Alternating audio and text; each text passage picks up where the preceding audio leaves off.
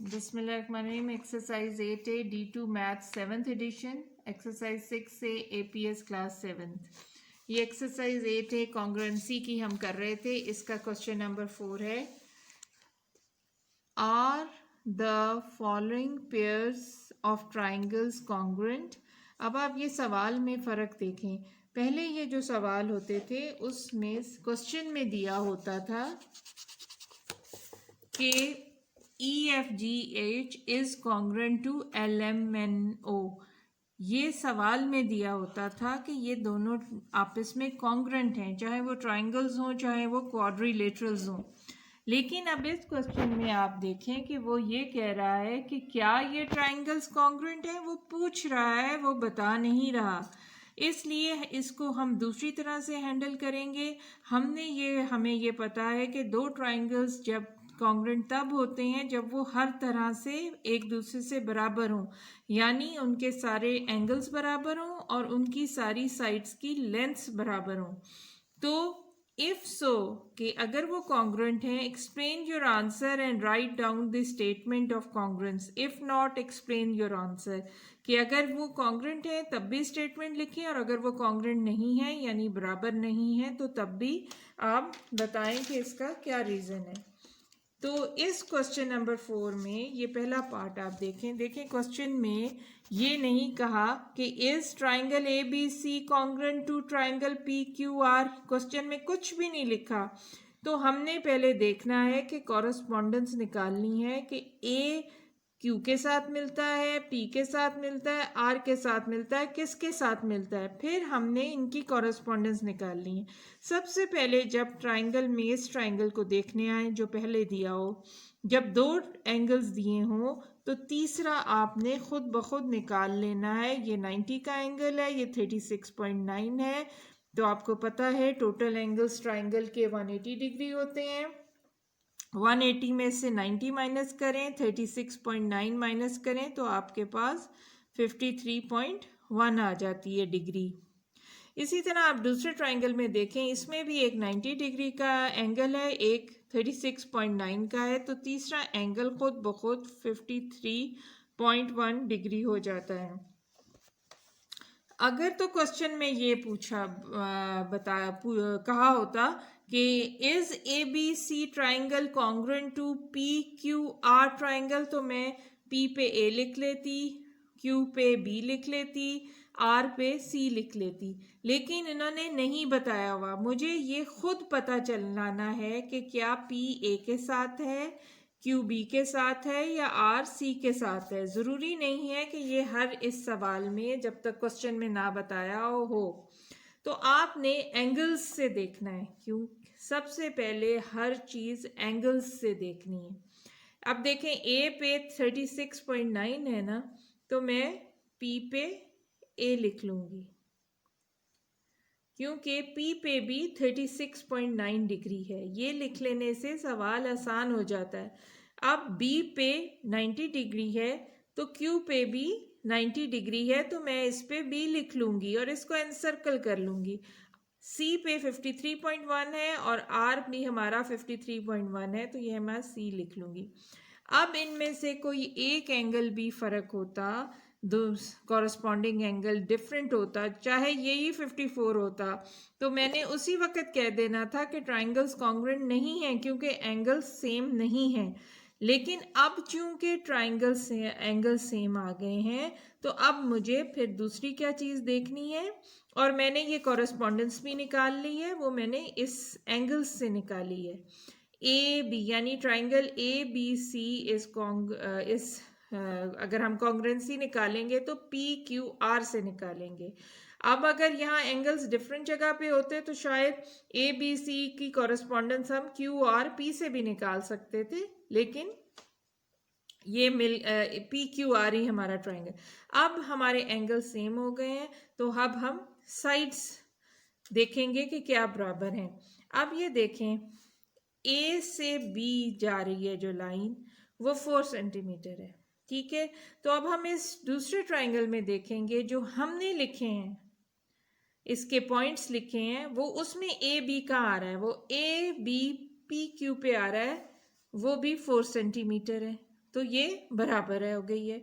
अब ये देखें, पहले बी सी 3 सेंटीमीटर है, तो इसमें आपने देखना है कि हमने बी सी कौन सा लिखा है, ये बी सी क्यू आर है, वो भी 3 सेंटीमीटर है, तो ये बराबर हो गए। इसी तरह ए सी 5 सेंटीमीटर, और इसमें हमने देखना है कि हमारी ए सी जो पी आर है, ये अपने इंसर्कल देखने, वो 5 सेंटीमीटर है, सब बराबर हैं, इसलिए ये दोनों ट्राइंगल्स कॉन्ग्रुएंट हैं, क्योंकि इनके तीनों एंगल्स बराबर हैं दोनों के, और इनकी तीनों साइड्स बराबर हैं। इसको करने का तरीका ये है, आपने सबसे पहले ये ड्रॉ करने हैं, ये ट्राइंगल्स अपनी कॉपी पे ड्रॉ करने हैं। तो आपने ये लिखना है, सबसे पहले आपने जो सवाल आप शुरू करेंगे, सबसे पहले आपने लिखना है A कॉरस्पॉन्ड्स टू P। ये जो मैंने ये ऊपर लिखे हैं ना, क्यों? क्योंकि एंगल्स बराबर हैं। B कॉरस्पॉन्ड्स टू Q, क्योंकि एंगल्स बराबर हैं। And C corresponds to R, क्योंकि इनके एंगल्स बराबर हैं। अब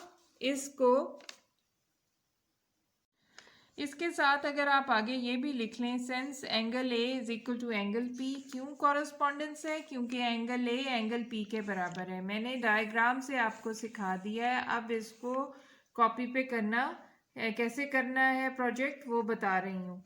कॉरस्पॉन्डेंस निकालनी है, सिंस एंगल ए, ये आगे लिख लें कि एंगल बी एंगल, ये आसान हो जाता है ये इस तरह लिखने से, इन सर्कल ये लिख लेंगे। अब आगे लिखना है, अब इसको प्रॉपरली लिखना है, इन एंगल्स को, इन ए कॉरस्पॉन्डेंस पी को, इस चीज़ को, एंगल को दोबारा लिखना है। आपने एंगल ए लेना है, एंगल ए को इस तरह लिख सकते हैं, एंगल बी ए सी, ये एंगल का साइन है। अगर एंगल ए मुझे चाहिए ट्राइंगल में, तो मैं बी ए सी, उसको सेंटर में लिखना है। मैं इसको सी ए बी भी लिख सकती हूँ, कोई ज़रूरी नहीं है बी ए सी ही लिखूँ, मैं सी ए बी भी लिख सकती हूँ। इन दोनों के दरमियान एंगल ए है, तो इस तरह लिखने से जो सेंटर में एंगल होता है दो लाइनों की, उसकी बात हो रही है। तो किसके बराबर है? बी ए सी। अब आप इस पे देखें, बी ए सी किस पे है? क्यू पी आर पे, तो ये लिखना है, वो है 36.9 डिग्री, दोनों बराबर है। एंगल, अब मैंने एंगल बी लेना है, तो angle A B C, B पे लिया है ना, तो ए सी, मैं सी बी ए भी लिख सकती हूँ, इज इक्वल टू, इस पे देखें, ए बी सी जो हमने लिखा है वो किस पे है? पी क्यू आर पे, ये मैंने लिखा 90 डिग्री लिख दिया। अब मुझे एंगल सी लिखना है, बी और ए के दरमियान है, मैं बी सी ए भी लिख सकती हूँ और ए सी बी भी लिख सकती हूँ। तो मैंने बी सी ए लिखा है, तो मैं बी से ही शुरू करूँगी, जो मेरा बी है, तो क्यू आर पी, तो वो 53.1 है डिग्री। ये मैथ्स में थोड़ा सा करना पड़ता है कि आपने उसकी फॉर्मेशन सेम रखनी होती है दोनों में। अब इसका एक रीज़न, जब भी इस तरह के सवाल आएंगे तो आपने आगे रीज़न देना है, कॉरस्पॉन्डिंग वर्टिसेस मैच। वर्टिसेस को आम जबान में कोने कहा जाता है। इसका मतलब ये है कि जहाँ दो लाइनें मिल रही हैं, ये कोने, ये वाले। अब अगला पॉइंट, आपने अब एंगल्स आपने बराबर प्रूफ कर दिए, अब आपने साइड्स प्रूफ करनी है। साइड्स प्रूफ करनी है पहले की ए बी। अब मैंने इसमें देखना है मेरा ए बी कहाँ है, ये पी क्यू है, मैं इधर पी क्यू लिखूंगी, दोनों क्या है? 4 सेंटीमीटर। फिर मैंने बी सी लिया, इधर मेरा बी सी किधर है? क्यू आर, वो मैंने लिया 3 सेंटीमीटर। अब ए सी इधर, ए सी कहाँ है? पी आर, ये 5 सेंटीमीटर। तो इस पे भी आपने आगे ये लिखना है, कॉरस्पॉन्डिंग वर्टिसेस मैच। ये इसकी साइड्स भी बराबर आ गई, इसके एंगल्स भी बराबर आ गए, तो ये कॉन्ग्रेंट है, तो नीचे लिख देना है since all the corresponding angles and sides are equal hence triangles are congruent. अब इसका ये दूसरा पार्ट है, ये भी बिल्कुल इसी तरह है। ये देखें, दो एंगल्स दिए हुए हैं, दो एंगल्स 80 और 70 दिए हुए हैं, तीसरा मैं खुद निकाल लूँगी। ये आ जाता है 30 डिग्री, 80 और 70 150 हो जाता है। 150 को जब हम 180 से माइनस करते हैं तो 30 डिग्री आता है। इसी तरह अब दूसरे में भी दो एंगल्स दिए हुए, तीसरा हमने निकाल देना है। 80 और 30 को जब हम ऐड करते हैं तो ये 110 बनता है। 110 को जब हम 180 से माइनस करते हैं तो वो हमारे पास 70 आता है। अब आप ये देखें, इस पहले के भी 70, 80 और 30 एंगल्स हैं और इसके भी 70, 80 और 30 एंगल्स हैं। सो अब मुझे ये देखना है कि कौन सा एंगल किसके साथ बराबर है। डी पे 30 का है तो मैं इधर 30 टी पे है, इधर 30 डिग्री टी पे है, तो मैं इसके ऊपर डी लिख दूंगी और इनसर्कल कर दूंगी। इधर ई पर 80 डिग्री है तो मैं एस पर ई लिख दूंगी क्योंकि ये भी 80 डिग्री है। एफ पर 70 डिग्री है तो यू के साथ मैं एफ लिख दूंगी। इस तरह करने से सवाल बहुत आसान हो जाता है। अब हमने इनकी कॉरस्पॉन्डेंस ढूंढ ली है कि डी टी के साथ है, एस ई के साथ है और यू एफ के साथ है। इसको कॉरस्पॉन्डेंस कहते हैं कि ये किसके साथ है। अब मैंने ये देखना है कि डी से लेके ई तक 18.8 है। अब मैं इधर अपना लिखा हुआ देखती हूँ, डी और ई 18.8 है तो ये बराबर आ गया। अब मैंने ई एफ देखना है, वो 10 सेंटीमीटर है। इस दूसरे में अब मैं देखूंगी कि ये जो मेरा ई एफ है जो एस यू बनाता है वो भी 10 सेंटीमीटर है, तो ये भी बराबर आ गया। अब ये डी एफ इधर मैंने देखना है, ये मेरा टी यू बना रहा है, टी यू बना रहा है तो ये 19.7 है, ये भी 9, ये तीनों बराबर हैं। तो ये जब साइडें सारी बराबर हैं और एंगल सारे बराबर हैं तो ट्राइंगल्स कॉन्ग्रुएंट हैं।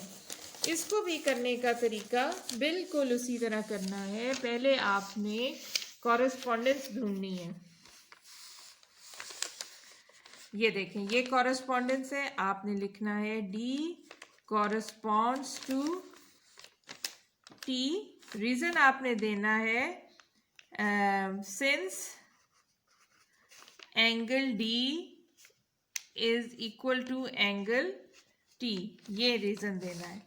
अब आपने ई के साथ देखना है, ई के साथ आपका एस कॉरस्पॉन्ड कर रहा है तो ई कॉरस्पॉन्ड्स टू एस और एफ कॉरस्पॉन्ड्स टू, ये देखें, यू के साथ है यू। रीजन आपने यही देना है since angle E is equal to angle S and angle F is equal to angle U. ये आपका इसी तरह रीजन आ जाएगा। अब आपने इन एंगल्स को, इन्हीं एंगल्स को आपने तरीके से लिखना है। जैसे एंगल डी को मैंने यूँ लिखना है, एंगल डी बीच में लिखूंगी, ये ई और F, angle E D F, मैं इसको एफ डी ई भी लिख सकती हूँ, इज इक्वल टू, क्योंकि मैंने पहले ई लिखा है तो मैं इधर एस लिखूंगी जो ई के साथ है, एंगल एस एफ, नहीं डी के जगह टी आएगा, एंगल एस, ये ई डी एफ है ना तो मैंने अपने लिखे हुए ई डी एफ लिखने, ई टी और यू, तो ये किसके बराबर है 30 डिग्री, 30 डिग्री। अब आपने एंगल ई को 3 में लिखना है, एंगल ई बीच में हो, ई अब मैं बीच में लिखूंगी, यहाँ डी और एफ लिख दूंगी, इज इक्वल टू एंगल, देखें मैंने डी पहले लिखा है ना, इधर डी किधर है, जो मेरा लिखा हुआ है डी वो टी के ऊपर है, टी एस और U is equal to 80 degree. अब हमारे पास है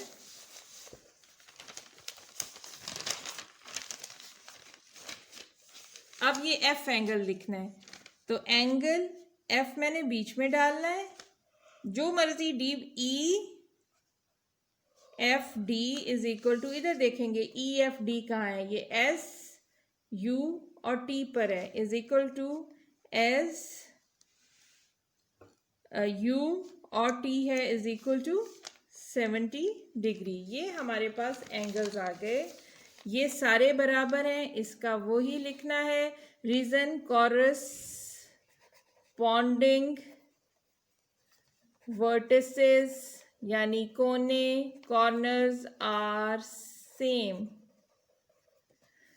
अब साइड्स देखनी है, अब आपने साइड्स देखनी है। सबसे पहले डी ई लिखें, डी ई, इसमें डी ई किधर बनता है, T S is equal to T S, ये देखें ये नज़र आ रहा होगा, is equal to T S is equal to 18.8 centimetre.